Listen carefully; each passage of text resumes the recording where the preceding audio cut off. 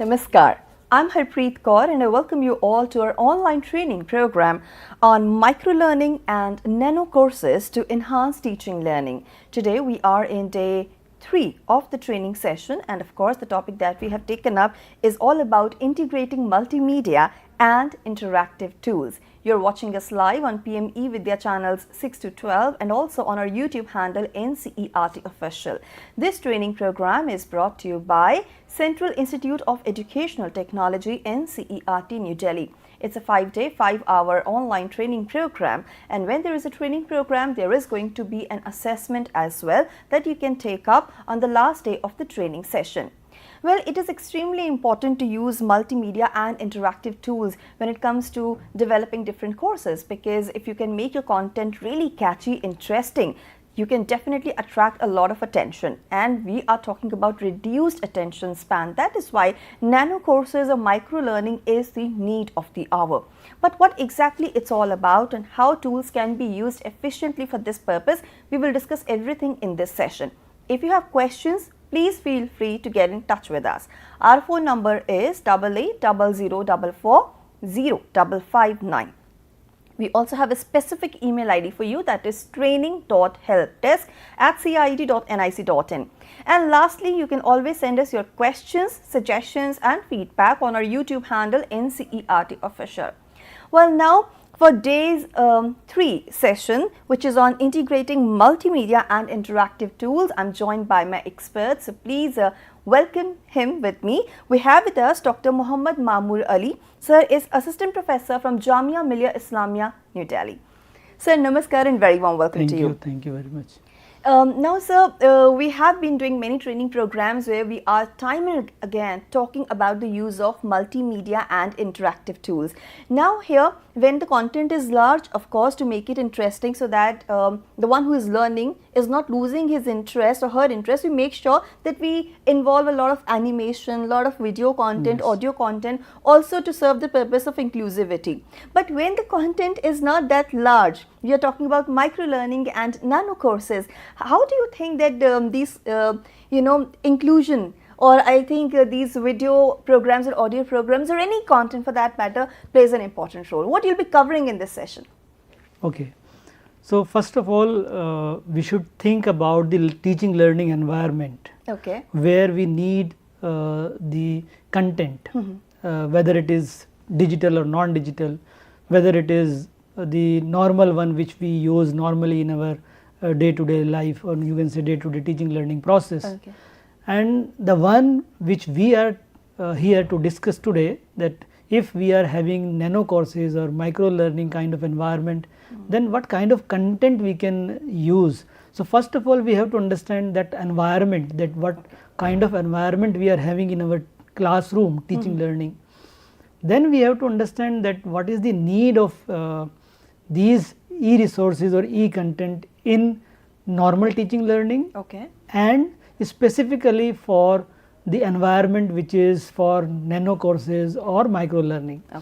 Then we will come to the specific tools which may be multimedia or interactive. So we will discuss some tools, some you can say resources which are interactive in nature, as well as we called them multimedia resources. And then we will discuss the process of integrating, that how we can integrate these resources or tools in our teaching learning process to make it more effective. Right, sir. So this much we can cover today. Absolutely. So we are looking forward to your presentation, and if at all we will be receiving questions, we will take them up in the end. So kindly go ahead. Okay, thank you. So very first thing is that as a teacher or as a learner or as a stakeholder or any other person who is associated with teaching learning process, we should first of all think about the teaching learning environment where we can use digital content, whether it is interactive or multimedia or any other type of e-content. So if we think about the teaching learning environment, there are some points, like if you see the screen, you will see that we always talk that we should have learner or the student at the center, means learner centered teaching learning environment. So that is the point, then everything is around that learner. And what are those things, what are those major components? The very first thing is that learner needs some kind of resource, whether it is digital or non-digital. So, we should provide quality resources. It may be in terms of textbooks. When we say textbooks, it may be digital textbooks, means like NCERT has already digitized or digitalized all the textbooks published by NCERT, as well as the other resource materials. Then we should also provide quality material in terms of videos, in terms of multimedia, in terms of animated resources, in terms of interactive resources. So, these contents are very much important for learners, so that he or she may go through these you can say resources and can learn, but that is not enough. We need some kind of interaction between the teacher and the students, as well as in digital era we need interaction between the students and the content. So, that will be the another important point in our discussion, that how we can create the content which is having the feature of interaction for the students, that means students can interact with the content. Then assessment means we should have some kind of assessment items or resource which can help the learner. Suppose learner himself is trying to learn something without you can say going through a kind of classroom environment, a formal education system. So, then again, but again he or she needs some kind of assessment item for self assessment or self reflection. So, whether that particular content is capable to give this opportunity for the learner to self assess, means he or she can do self assessment through that particular resource. So, we have to think about the these major components or major aspects in learning environment, particularly the content. So, if we go ahead with this point that we need content, but why we need this content for particularly for online courses, we will also come to the point that we are having different types of online courses. We are having normal length online courses like 6 months or 3 months or 1 month courses. We are also having nano courses, or which we call sometimes micro learning environment type of things. So, we have 1 hour course, we may have 30 minutes course, 15 minutes, like that. So, what will be the difference when we are considering the nano courses or micro learning in terms of the e-content? So, first of all we are here to understand that why we need e-resources in general for online courses, because these e-resources or e-content helps the students for engaging them, means these content can engage the learners in content in you can say that particular environment to learn something. Then it can also reduce the cognitive load, because whenever you are presenting some content in terms of graphics, in terms of you can say multimedia elements, then surely it will reduce the cognitive load. There is a you can say proven fact that this type of resource can help the students to understand better in comparison to the normal one, means the textbooks or the printed one, where no graphics, no attractive material is there. Then we can also think about the difficulty level of the concept, means sometimes we are dealing with difficult concepts or difficult topic. So, what should be done? Students can use the multimedia or interactive resource or any other resource to learn those difficult concepts, because they explain or they present the difficult concepts in simplest form.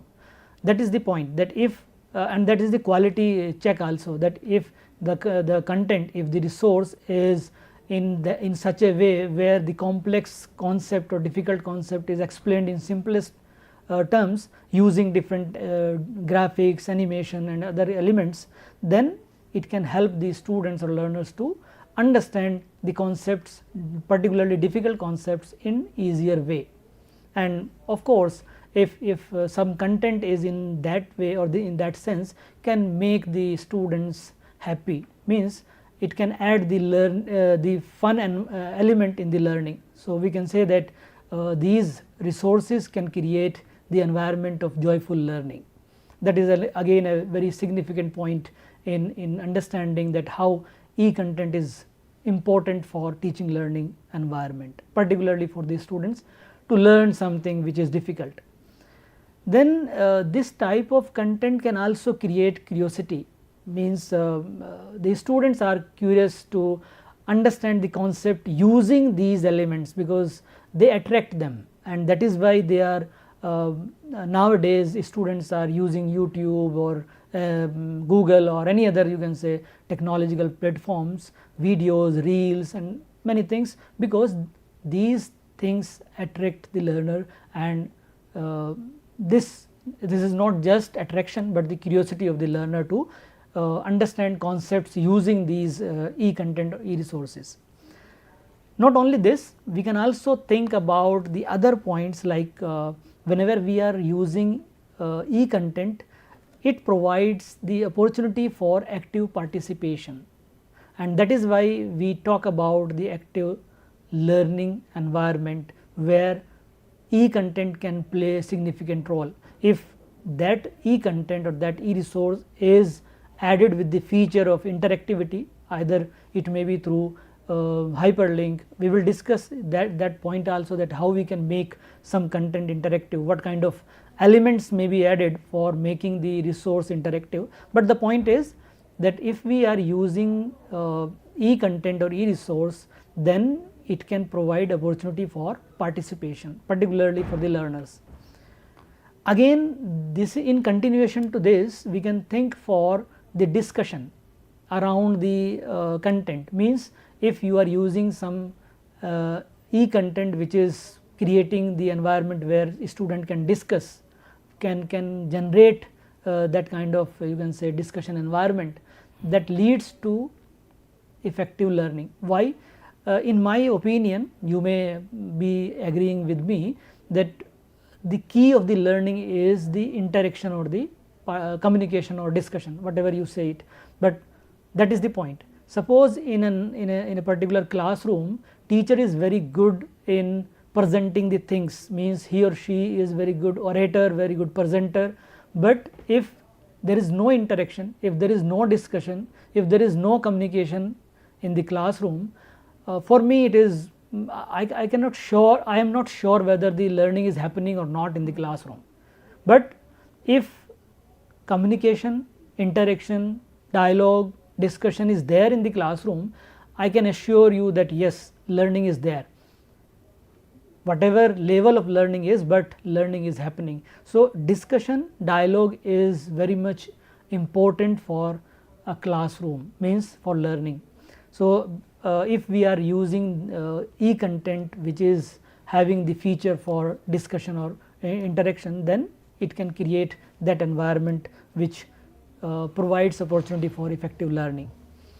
Then again, there is another important point related to this interactive or this type of content, that if you are having some platform where you are using these elements, these contents, and that platform is providing you some kind of analytics, like how much time or you can say duration is watched by the learners, that particular, if suppose it is video and students are watching that video, how much, or means whether they are watching the full video or half video or a particular duration. Then if it is having the interactive element to respond something, then whether they are responding or not, what kind of responding are coming. So that kind of data can help the learner as well as the teacher to plan further, or to make the learning more, you can say, effective in the you can say coming ways, or you can say in another next series of learning points. So the point is, there are different requirements which are there to use e-content in our teaching learning environment or teaching learning process.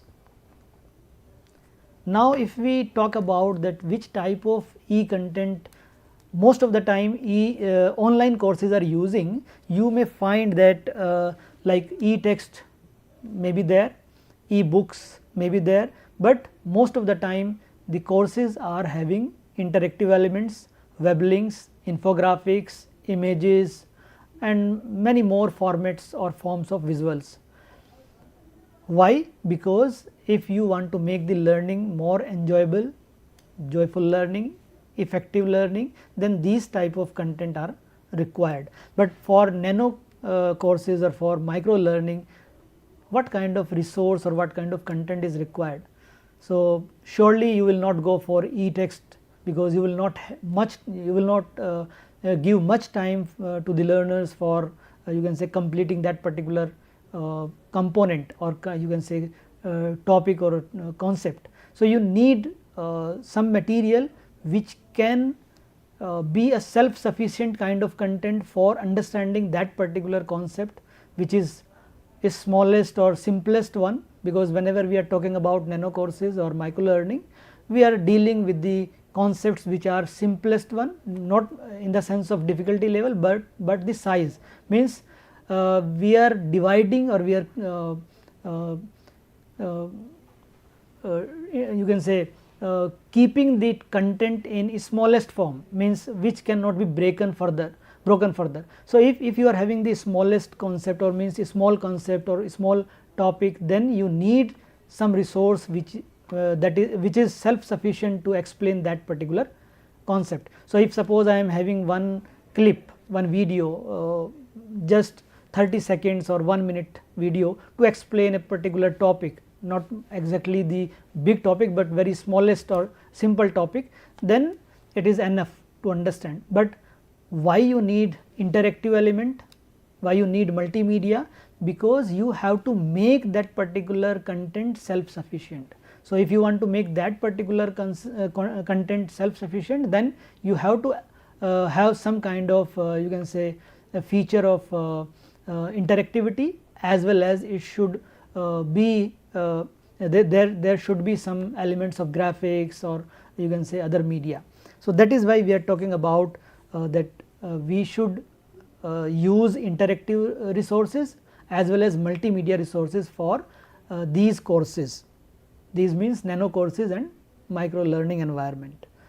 So, if we go ahead with the point that what kind of e-content you can create and how you will create, what kind of tools are there to create these resources and how we will use then in the course. So, next point is that how to create interactive resources and how you can understand that what kind of resource can be called interactive, or in other terms you can say that what are the elements of interactivity which can be added in the resource to make it more interactive or more effective.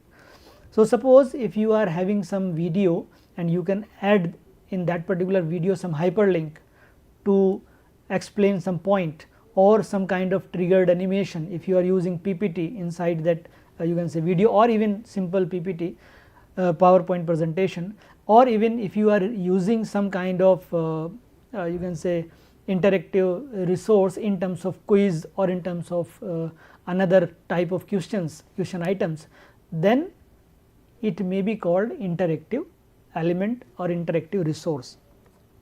So, how to create these interactive resources? Like for example, if I go to a particular type of interactive resource, there may be many interactive resources, interactive content, but if I take one example, that means I am taking here to explain you infographics. Suppose I am creating one infographics which is interactive in nature, then how to create it? That is the simplest level of interactive resource. So, suppose you can create timeline, because there are different types of infographics. You may have timeline infographics, you may create process infographics, you can create informational infographic, and all these type of infographics are you can say solving or are used for a particular purpose. Like for example, if you want to explain some kind of development, either historical development or conceptual development, then you can use timeline infographics. If you want to show or you want to explain some process, then you can go for process infographic.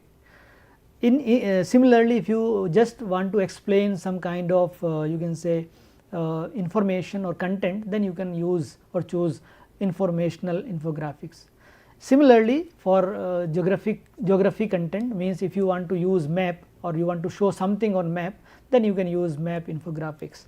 Similarly, if you want to show some kind of comparison between two points or two elements, then you can use comparison. So, this type of you can say division, you can understand that you have the option for creating different type of infographics based upon your purpose, educational purpose particularly.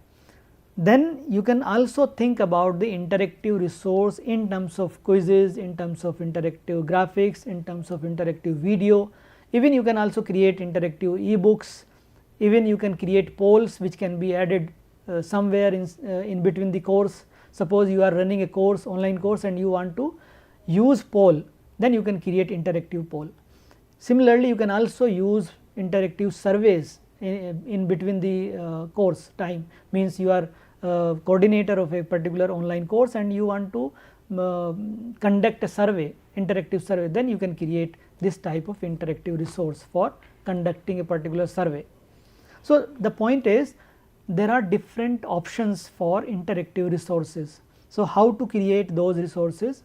I am not going into the details of that development process, but still we can have some, you can say, points to understand that how to create these type of interactive resources for the online course, whether it is normal course or you are talking about the nano course or micro learning kind of things. Similarly, before going to the tools and software for development such interactive resources or multimedia resources, one important point is, as a teacher or as a educator, first of all I should not go for development directly. I should first explore whether something is already there, because whenever you are going to use some resource in online course, if it is particularly nano course or micro learning, you need some, you can say, resources which are very much short, or you can say very much as I already mentioned, sufficient, self-sufficient kind of things. So, you may have already developed material on the internet or somewhere. So, how to find it? But just exploring or just finding is not the point. You have to curate it.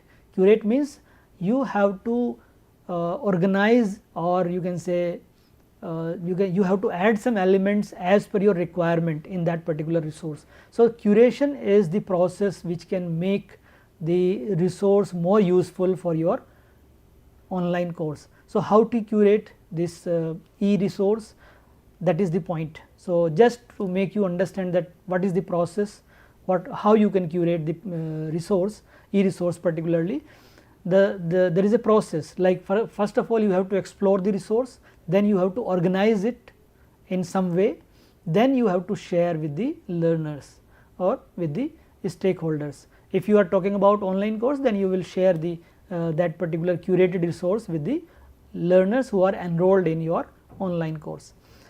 Very simplest way to explore and then to organize it is bookmarking. I think all of us nowadays using bookmarking in our day to day life, whether it is for educational purpose or you can say general purpose. So, whenever you are using websites or going to search some content on web, you are using this bookmark in web browsers. I hope that all of us are very much familiar with these kind of things. It is not very difficult one. So, I am not going to explain you in detail that how to bookmark a particular web page in web browsers, but it is the process, means you should know that yes, we can bookmark and we can organize our content as per our requirement. Even in line to that, we can also use social bookmarking, which is an extended kind of, you can say, a form of bookmarking that you can use, social bookmarking. Again, I am not going to explain you in detail, just this is for your you can say knowledge that you can use these things for organizing the e-content or e-resource for your educational purpose. Another important point is that if suppose I am not getting the right resource or right content, means right means which is not fitting in my context.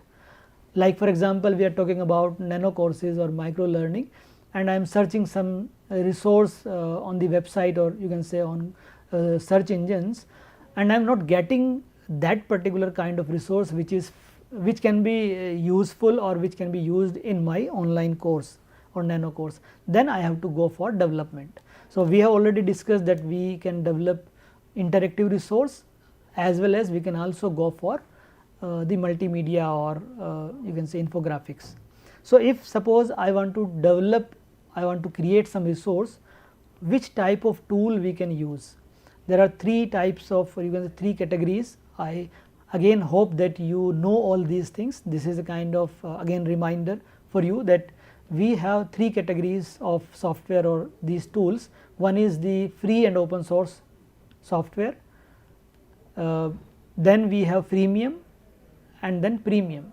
So, first of all we should go for FOSS, means free and open source software. If it is not available or not, you can say applicable to develop that particular type of resource, then you can go for freemium. So, if I just for your information, then if suppose you want to create some infographics which is already discussed, then you can go for Canva. Canva is a website, or you can say platform, where we can develop infographics. I think in some of the sessions it is discussed somewhere, and if you want to search these type of resources to understand that how to create infographics using Canva, you can go to NCERT official YouTube channel. You will get several videos there which can help you to understand that how to create these kind of infographics using different tools. Even Canva is there. Similarly, we can also go for multimedia content. Again, there are different software available, but we are talking here free and open source software. So, you can go for OpenShot. OpenShot is a software which can be used for multimedia, or you can say video and other digital stories can be created using this software. Then interactive resources can be developed using Lumi. Earlier we were using H5P, now we are talking about Lumi. So, again if you want to use or if you want to learn that how to create interactive resources using Lumi, you can go again to NCERT YouTube official channel and you can search different resources in terms of videos. There are videos in which you will find demonstration of these tools. So, that will be helpful for you to understand. Then if we go ahead in this point, that which type of interactive video interactive resource you can create, as I mentioned earlier, if I go back to show you that which type of interactive resource we can create, there is a long list in which I mentioned that we can create interactive videos. So, if you want to create interactive video, then you can go for Lumi or similar kind of platforms. So, if you want to create interactive video using Lumi, you can go there, you can go to that platform, and then it requires the video which you want to upload there, and then you want to add the interactive element in that particular video. Now, if we come back to the point that as a teacher, as an educator, I have all these resources. Now, I want to add these resources in my online course, which is either nano course or normal course. Then what should be done? First of all, I should go for the content analysis, and again if you want to understand the whole process, you should understand the integration process, how to integrate e-content or any resource in teaching learning process. For that purpose, again I will refer the ICT module which is developed by CIET and NCERT for NISTHA. If you want to use that document, you can go to either NCERT, CIET NCERT website, or you can go to NISTHA website, and even nowadays you may find it on DIKSHA also. So you just refer that particular module, you will find there is an approach adopted which is known as 4-parameter approach. What is this 4-parameter approach?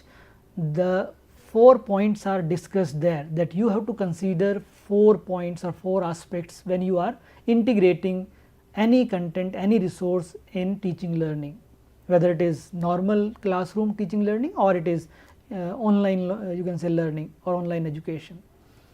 The very first point is that you should understand the content, means you have to analyze the content in terms of understanding the objectives, the learning outcomes. Then important point is one of the important point in that particular aspect is the nature of the content. That suppose you want to explain a concept, then this content is having the conceptual nature, means you are dealing with the content which is having conceptual nature. Then sometimes you are dealing the content or the topic where you have to explain the process. As I mentioned in the information this process infographic, that whenever you are using or you are creating process infographics, you are dealing with the content where process is important or process has to be explained.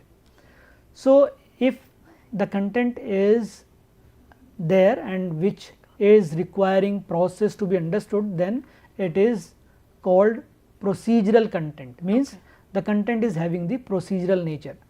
Then sometimes you are dealing with the content which needs experimental kind of things, means you have to go to the lab or some kind of you can say environment in the classroom where experiment has to be done.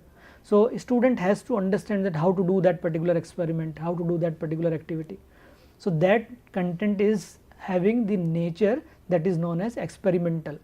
Even sometimes you are dealing with the content which is requiring some kind of debate, means a student has to put the arguments in favor or in against. So that kind of content is known as metacognitive level of content. So point is that you as a teacher or as an educator, you have to understand the nature of the content first, and then go for the next point, that is the second aspect or parameter, that is pedagogy, that how to teach that particular concept. So if suppose I am running a course and I want to create a module for that particular topic. So first of all I should understand that this particular topic need which type of pedagogy, means whether you need some kind of activity, whether you have to keep in mind the context of the child, whether you have to talk about the, or you have to keep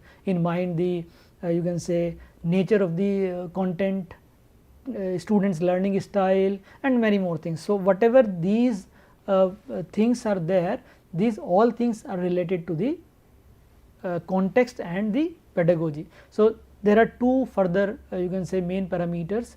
One is the pedagogy, means how to teach that particular topic or content, which type of teaching method should be used, which type of teaching strategies or you can say techniques should be used. And then the context. Context means that suppose learners are not having that kind of exposure. Suppose I am using interactive element in my course to teach or to explain a particular topic, but the learners who are here to understand that particular point has you can say never exposed to these type of resources, then first of all they should have some kind of exposure of these type of environment, then only they can understand the content inside that particular you can say resource.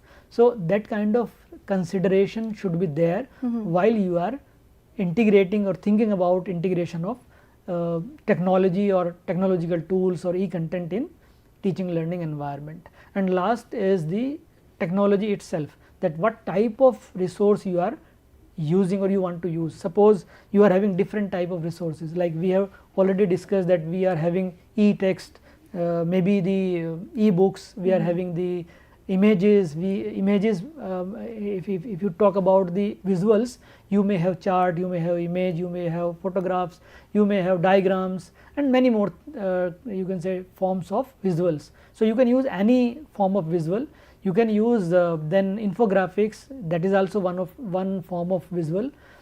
Then you can also go for video and audio kind of resource, even you can go for next level that is animation or simulation kind of videos.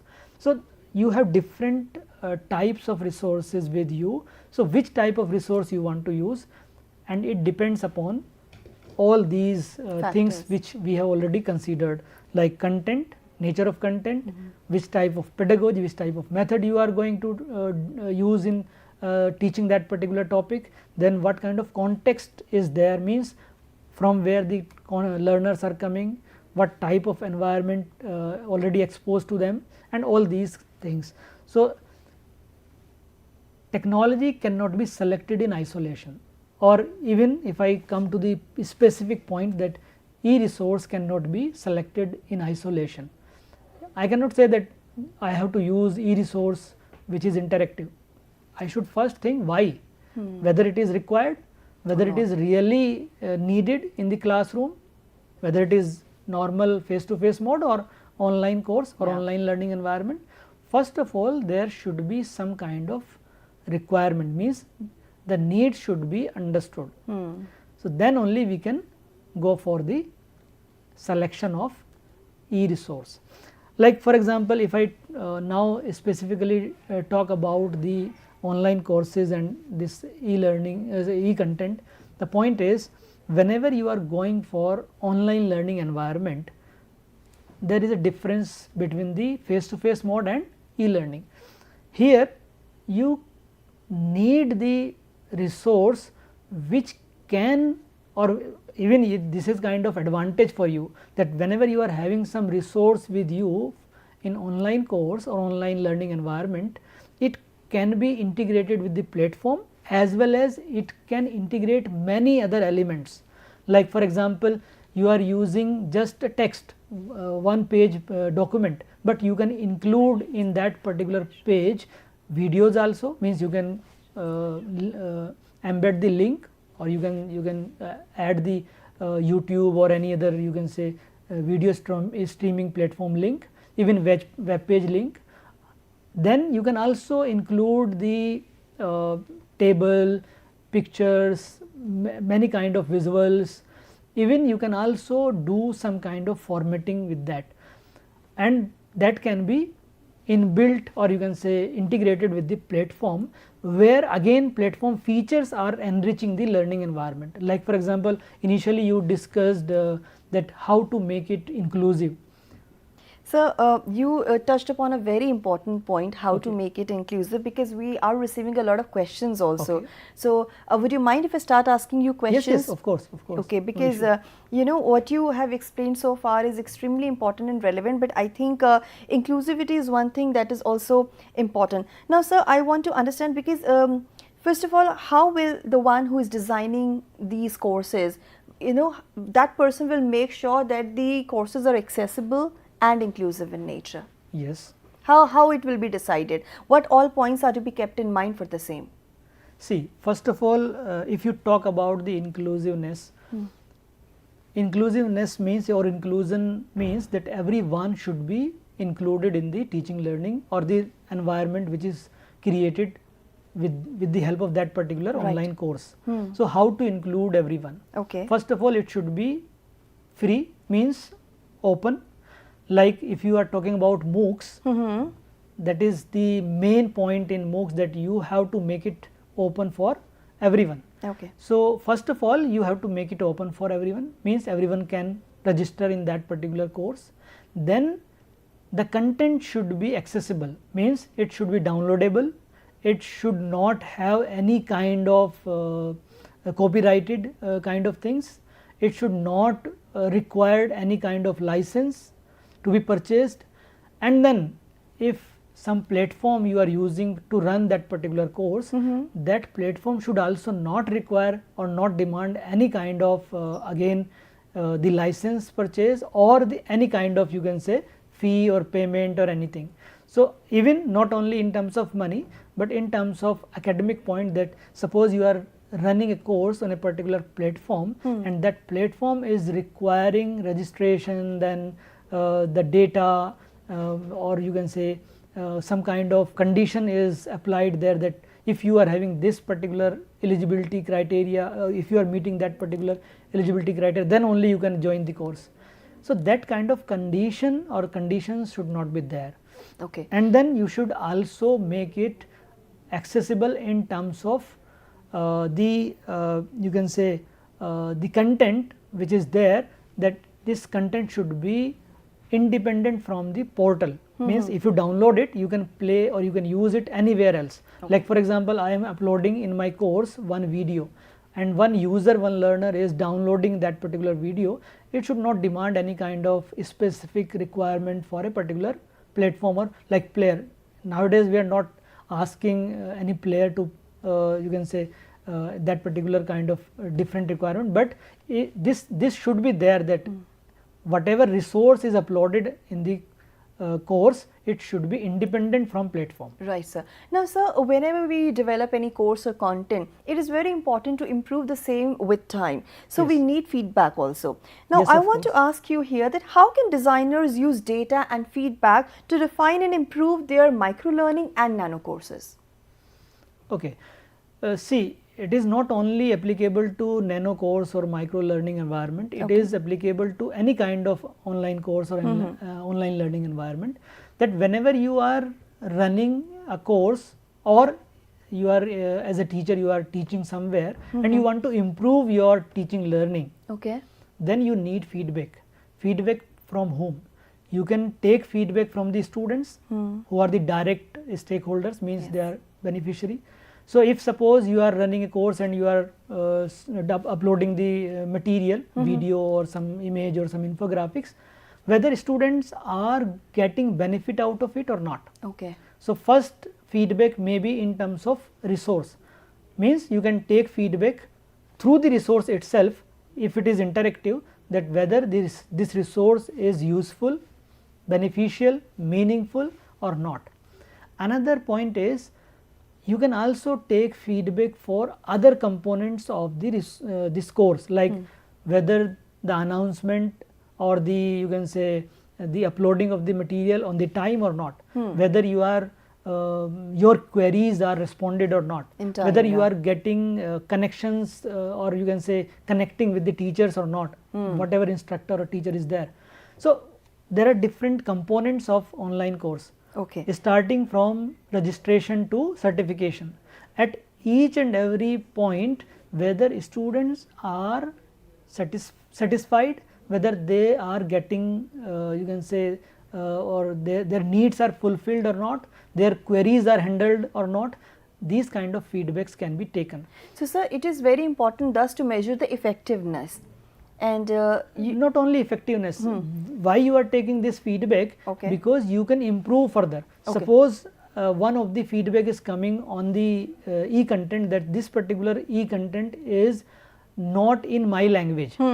Like for example, I am uploading my resource in English or Hindi, and the learner is having the mother tongue Bengali or Marathi or any other language, and he or she needs some, you can say, resource in that language. What you can do, whether your platform is having that feature to translate it, you have developed the transcript or not, you have to think over it, whether you can provide the you can say dubbed material or not.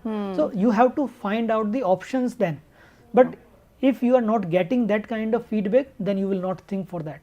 So the feedback is for your improvement. You can improve your material, you can also improve your way of interacting. Like for example, in my course I am interacting after each you can say after 5 days or in once in a week, and one of the comment or feedback is that this type of interaction is not enough. We need connection or discussion or dialogue or interaction or communication after one day, any alternative day.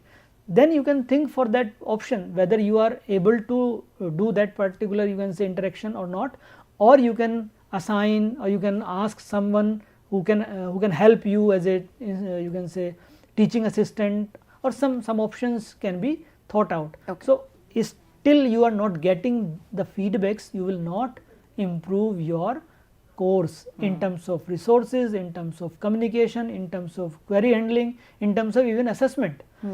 Suppose you have uploaded one assignment or one you can say assessment item that is to learners has to attempt it, and they are finding it difficult to understand the language, like they are not able to understand the meaning of even the points given there, questions there, then they cannot attempt it. Yeah. So, they need some help. Yes. So, they are demanding the simpler language or the again translation of that particular content in another language. So, that kind of feedback is valuable or important for you if you want to improve your course content. Yes. Now, sir, what are some common pitfalls or challenges that designers should avoid when integrating multimedia and interactive tools into microlearning and nano courses?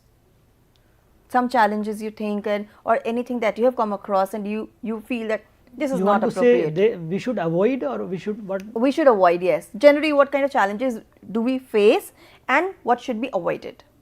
Okay.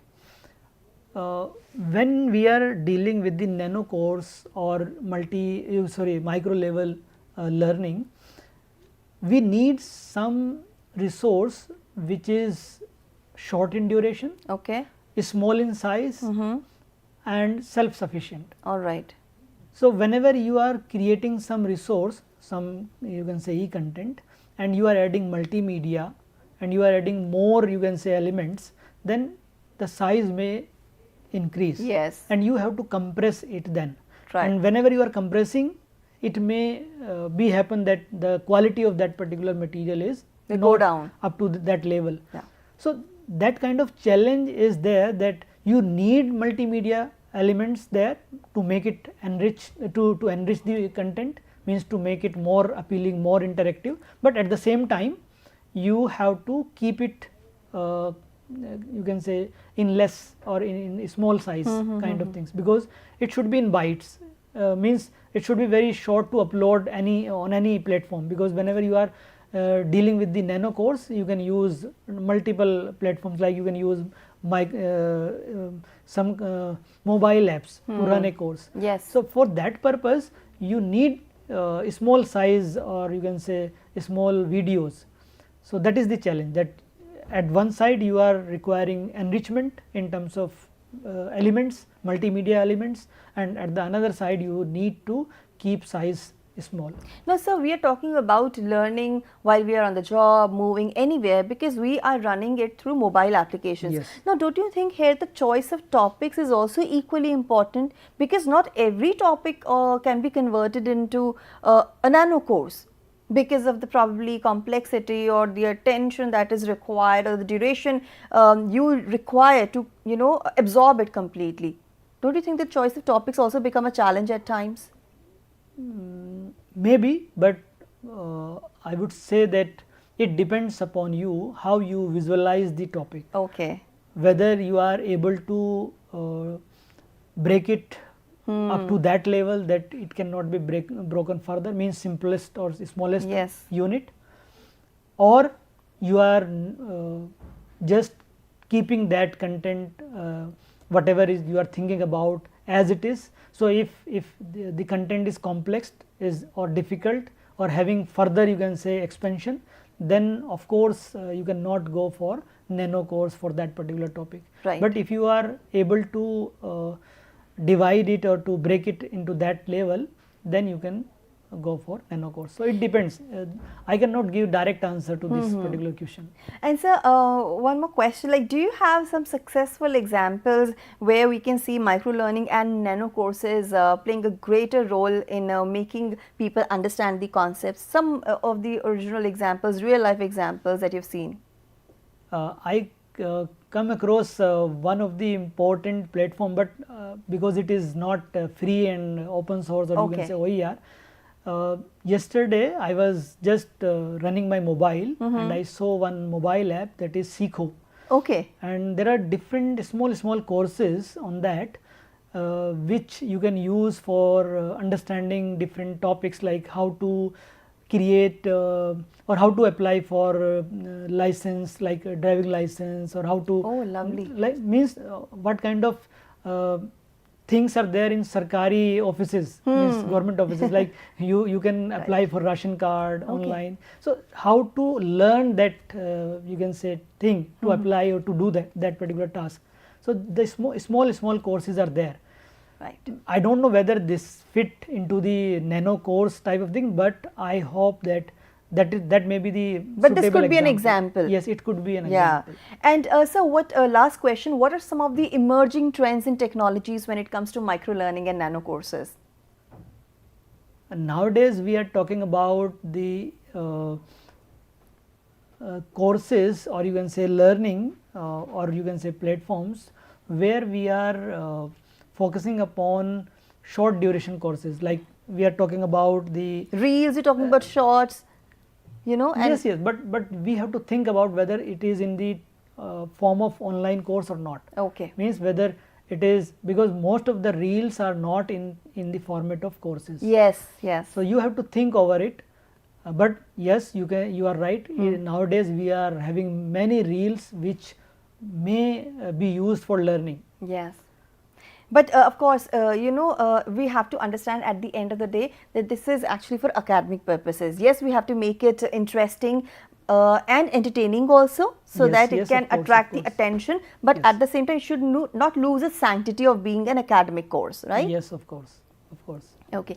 Now, sir, we have to wrap up the session over here, but it was really an interesting journey, because we are talking about multimedia, AI, interactive tools. Now, integrating them in microlearning or nano courses is something really interesting, but as they say, it's a need of the hour. Yes. Attention span is getting reduced and everybody wants things or solutions in an instant. Yes. So, thank you so much, Dr. Mamur Ali, for your contribution to the session. It was extremely beneficial for me as a learner, and I'm sure that you too have derived a lot of benefits with what we have learned. So, it was a session on day 3 of the training program, where we talked about integrating multimedia and interactive tools under the umbrella theme of microlearning and nano courses to enhance teaching learning. So, for the guidelines, of course, somebody has asked me a question about the registration link also. I just want to say that for guidelines regarding the assessment, please feel free to visit our CIET website. Assessment courses will be released there, which you can attempt on the last day of the training session, and for that you need to watch all our sessions very attentively. If you score more than 70%, you will be granted a certificate. With this, I'm wrapping up day 3's training session here, and we'll be back tomorrow with yet another very interesting topic. But for the moment, there are some more important information that I would like to share. So let's talk about the textbooks first. Textbooks for grade 4 and 7 are now available on Amazon, Flipkart and NCERT website. Please purchase them from there and take a quick look at the schedule. So we are through with all these sessions, and you can watch them on our YouTube handle NCERT Official. In a short while from now, you can watch our sessions here, where we will be talking about adolescence. Yes, understanding adolescent complications, and it's important in the age of social media. With this, it's a wrap. This is me, Harpreet Kaur, taking leave of you. Namaskar.